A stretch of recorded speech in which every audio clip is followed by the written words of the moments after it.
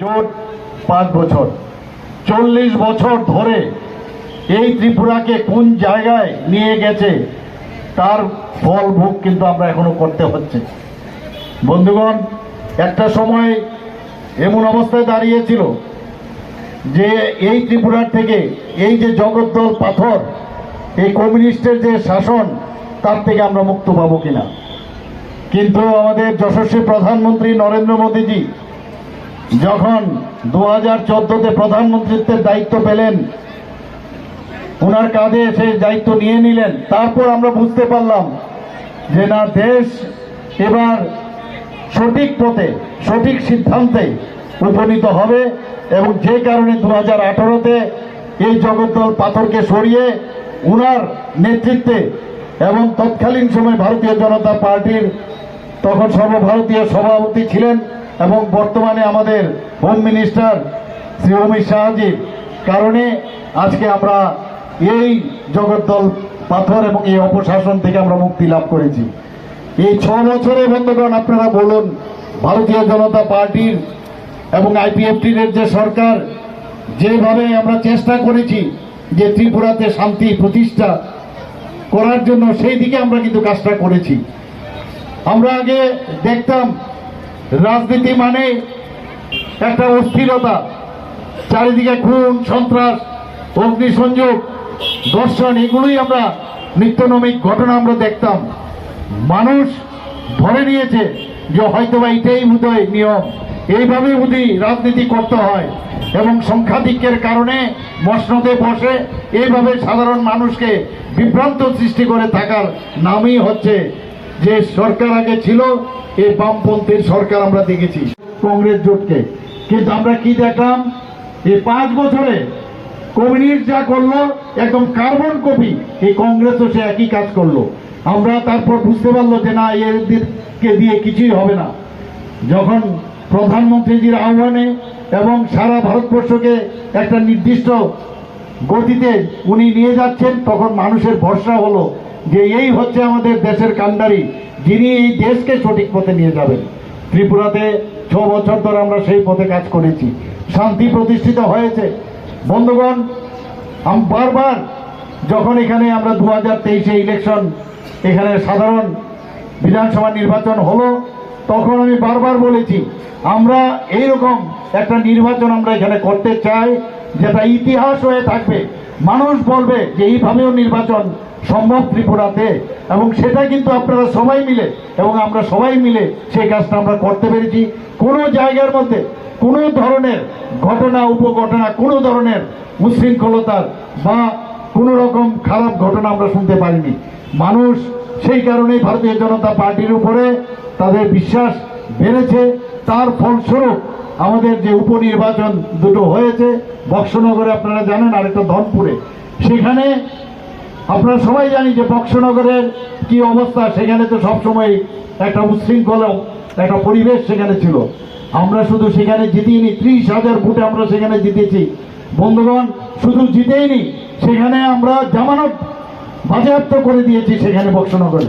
এবং আমরা ধনপুরে গত ইলেকশনে আমরা যেখানে মাত্র 3,500 ভোটে জিতেছি এবং সেই উপনির্বাচনে আমরা 18,000 ভোটে জিতেছি। অর্থাৎ মানুষ আমাদের উপরে যে আস্থা রেখেছে, সেই আস্থার একটা প্রতিফলন আমরা এই উপনির্বাচনে আমরা দেখেছি। দিয়ে দিয়েছেন আমাদের 303, গত 2019-এর যে লোকসভার ইলেকশন, আমাদের 303 হচ্ছে আমাদের আসন সংখ্যা।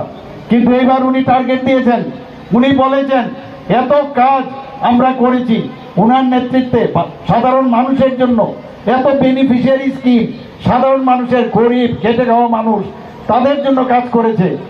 তাদের জন্য যেহেতু কাজ করেছি, কাজের নিরিখে উনি বলেছেন আমাদের 370 আমাদের টার্গেট, এবং আমাদের যারা অ্যালায়েন্স পার্টনার তাদেরকে নিয়ে 400-র উপরে আমাদের এই আসন সংখ্যা হবে, এবং সেই দিশায় আমরা কাজ করছি। বন্ধুগণ, ত্রিপুরাতে 2টো আসন আছে, আপনারা সবাই জানেন এই লোকসভার আসন, একটা পশ্চিম আর একটা হচ্ছে পূর্বে।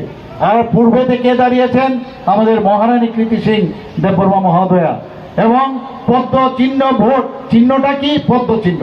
এবং তাকে, এবং আমাদের পশ্চিম আসনে কে দাঁড়িয়েছে? আমার পূর্বতন যিনি আমাদের মুখ্যমন্ত্রী ছিলেন এবং রাজ্যসভার সদস্য শ্রী বিপ্লব কুমার দেব। আমি নিশ্চিত আমরা গত 27 তারিখ এবং 28 তারিখ যখন আমরা নমিনেশন সাবমিট করতে যাই, দুই জায়গায় বিপুল পরিমাণে আমাদের কার্যকর্তা থেকে শুরু করে সাধারণ মানুষ সেই প্রসেশনে ছিল এবং আমরা নমিনেশন সাবমিট করি। আমরা জানি যে এটা টিপ অফ দ্য আইসবার্গ, বোঝা যায় মানুষ এই আমাদের পদ্ম চিহ্নের উপরে ভরসা বেড়েছে, আমাদের মাননীয় প্রধানমন্ত্রীর উপর ভরসা বেড়েছে, যে কারণে এত মানুষ আমাদের সাথে সেদিন পায়ে হেঁটে সেই নমিনেশন আমরা সাবমিট করেছি। তো সেই আপনার আমাদের কৈলাসহরে সর্বত্র মানে এদের যে মেইন ফান্ডামেন্টাল যে চিন্তা ভাবনা, যে খুন সন্ত্রাসের সৃষ্টি করে ওরা দাবিয়ে রেখে ওরা এই সরকারকে চালাতে চেয়েছে।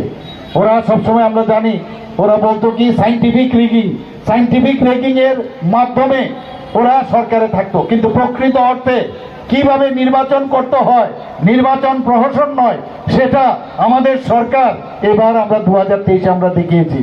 বন্ধুগণ, আমি নিশ্চিত যে মানুষ চায় যে দেশের মধ্যে শান্তি থাকুক, আমাদের রাজ্যেও শান্তিতে থাকুক, সেই শান্তি কিন্তু আমরা প্রতিষ্ঠিত করেছি। আপনাদের অবগতির জন্য আমি সব জায়গায় বলি, আমার মনে হয় এখানেও বলা প্রয়োজন যে সারা ভারতবর্ষের মধ্যে 28টা যে আমাদের রাজ্য আছে, পূর্ণ রাজ্য, তার মধ্যে আমরা নিচের দিক থেকে ল অ্যান্ড অর্ডারের যে পজিশন আমরা সর্বনিম্ন 5ম স্থানে আমরা রয়েছি। শুধু তাই নয় বন্ধুগণ, এইবার আমরা 3rd পজিশনে চলে এসেছি নিচের দিক থেকে। এটা আমার কথা নয়, আমাদের রেকর্ড বলছে, ন্যাশনাল রেকর্ড, সেই রেকর্ডে আমরা আইন শৃঙ্খলার দিক দিয়ে এইরকম একটা জায়গার মধ্যে আমরা পৌঁছেছি। আমাদের এই যে মহিলারা, তাদের যদি আমরা সশক্তিকরণ না করতে পারি তাহলে এই দেশ কখনো শক্তিশালী হবে না। যে কারণে উনি আইন এনেছেন, এই আইনে কি বলেছেন, 33% রিজার্ভেশন মহিলাদের জন্য অ্যাসেম্বলি এবং পার্লামেন্টে সেই আইন পাশ করেছেন। আর তার আগেও আমাদের ত্রিপুরা সরকার মহিলাদের জন্য চাকরির ক্ষেত্রে 33% আমরা রিজার্ভেশন রেখেছি। বন্ধুগণ, মহিলাদের জন্য আপনারা দেখেছেন তাদের সুরক্ষার যেখানে প্রশ্ন, আমাদের ত্রিপুরাতে একমাত্র স্টেট যেখানে সব ডিস্ট্রিক্টে মহিলাদের দ্বারা নিয়ন্ত্রিত আমরা মহিলা থানা আমরা করেছি। করতে হবে, এই তো কাজ ছিল, আর কোনো কাজ না। কেন্দ্র দেয় না, কেন্দ্র ভাত দেয় না, কেন্দ্র চাল দেয় না, আর আমরা এমএসপির মাধ্যমে কৃষকদের থেকে আমরা ধান খরিদ করছি। আমরা মানুষের, সাধারণ মানুষের জন্য এই যে প্রধানমন্ত্রী যে গ্যারান্টির কথা বলেন, সেই গ্যারান্টির গাড়ি উনি পাঠিয়ে দিয়েছেন। উনি শুধু মুখে বলেন না, এবং গ্যারান্টি দিচ্ছেন। এইরকম প্রধানমন্ত্রী কোথায় পাবেন, এইরকম পার্টি আপনি কোথায় পাবেন? তার সাথে আইপিএফটি যুক্ত হয়েছে, এখন মথো আমাদের সাথে যুক্ত হয়েছে। ত্রিফলা শক্তি এখন একসাথে হয়ে গেছে। দুঃখ লাগে, এখন ঘরের ভিতর বসে বসে আমাদের বিরোধীদের আর কোনো কাজ নাই, খালি প্রেস কনফারেন্স করে আর খালি মথাদের বকাবকি করে। যারে মথা এই করেছে সেই করেছে, বহু চেষ্টা করেছে মথাকে ভ্রান্ত মতে চলে নেতা, সেই টুপিওর কালারও চেঞ্জ হয়ে গেছে। অদ্ভুত কি যেন পাল্টাবে আরো, এদের মানে গিরগিটের মতো রং পাল্টাচ্ছে। কিন্তু বন্ধুগণ, মানুষ সব বুঝে গেছে যে কমিউনিস্টদের শাসন টেস্টেড, কংগ্রেসের শাসন টেস্টেড, তাহলে আর কাকে দেখবে? বিজেপি ছাড়া, আর বিজেপি এবং তার এলাইট এনডিএ পার্টনার তাদের ছাড়া। কারণ আমাদের যে ইঞ্জিন, ডাবল ইঞ্জিনের সরকার, যেভাবে আমাদের সামনের ইঞ্জিনে যিনি বসে আছেন তার নাম হচ্ছে প্রধানমন্ত্রী নরেন্দ্র মোদীজি। আমরা তো দ্বিতীয় ইঞ্জিনে আমরা বসে আছি, সবাইকে নিয়ে আমরা চলছি, এবং উনি যে দিশা আমাদের নির্দেশ দেখাচ্ছেন সেই দিশায় চলছে। G20-তে আপনি দেখুন, সমস্ত সারা করলেন, এয়ার স্ট্রাইক করলেন, তারপরে কিন্তু মুখ একদম ছোট হয়ে গেছে, আর কোনো খবর নেই। আর চায়নার কথা আপনারা জানেন, ডোকালামের ঘটনা তো আপনারা জানেনই। হাজার বর্গ কিলোমিটার চায়নারা এখন আমাদের দখল করে নিয়েছে। এখন অরুণাচল নিয়ে ওরা কথা বলে, এইগুলো এখন কিন্তু খালি মুখেই বলে, আর কদিন বাদে মুখও বন্ধ হয়ে যাবে। কারণ আমাদের সামনে যিনি দাঁড়িয়ে আছেন 56 ইঞ্চির যে সিনা, তার নাম হচ্ছে প্রধানমন্ত্রী নরেন্দ্র মোদীজি। কাজে আমাদের চিন্তা করার কিছু নেই। বন্ধুগণ, আমি নিশ্চিত আমরা তো জিতবই, দুটো সিটেই আমরা জিতবো। কিন্তু যেটা এখানে আমাদের মাননীয় মন্ত্রী বাহাদুর বলার চেষ্টা করেছেন যে কত ভোট আমরা পেয়েছি, সেটা ইম্পর্টেন্ট। এবং আমাদের মহারানী কৃতি সিং দেববর্মা মহোদয়া যে যখন পার্লামেন্টে যাবেন তখন যাতে এইভাবে যেতে হয় যে আই এম দ্য মানে হাইয়েস্ট স্কোরার, সবচেয়ে বেশি ভোটে আমি জিতে এসেছি, কাজে আমাকে দেখতে হবে 1 নম্বর যেন এই আমাদের এই যে ডিস্ট্রিক্ট যে আমাদের কনস্টিটিউন্সি তার থেকে আমরা সবাই মিলে পাস করাবো। বন্ধুগণ, এই দেশ আমার যারা 3 জন বিধায়ক তারা উত্তর দিতে পারেনি, উপরে গিয়ে আপনারা কি জবাব দেবেন? মাথা হেড করে বসে ছিল, তারা উত্তর দিতে পারেননি, কি বলবেন? কিন্তু এখন ওরা আবার একসাথে হয়েছে, কারণ একজনের পায়ের নিচে মাটি নেই, আরেকজনের পায়ের নিচেও মাটি নেই, এখন হাওয়ার মধ্যেই আছে ওরা। জানি না আলটিমেটলি কোথায় যাবে। হয়তো ভাই মনে হতে পারে যে তারা এক্সটিংক্ট হয়ে যাবে, কোনো এক মিউজিয়ামে রাখতে হবে, কোনো এক সময় বলতে হবে ত্রিপুরাতে এই কমিউনিস্ট ছিল, এরা এইরকম দেখতে, এইরকম কংগ্রেস ছিল, এরা এইরকম, এবং তাদের স্থান হবে মিউজিয়ামে একদিন দেখবেন, আমি বলে গেলাম। হয়তো আমরা থাকবো না।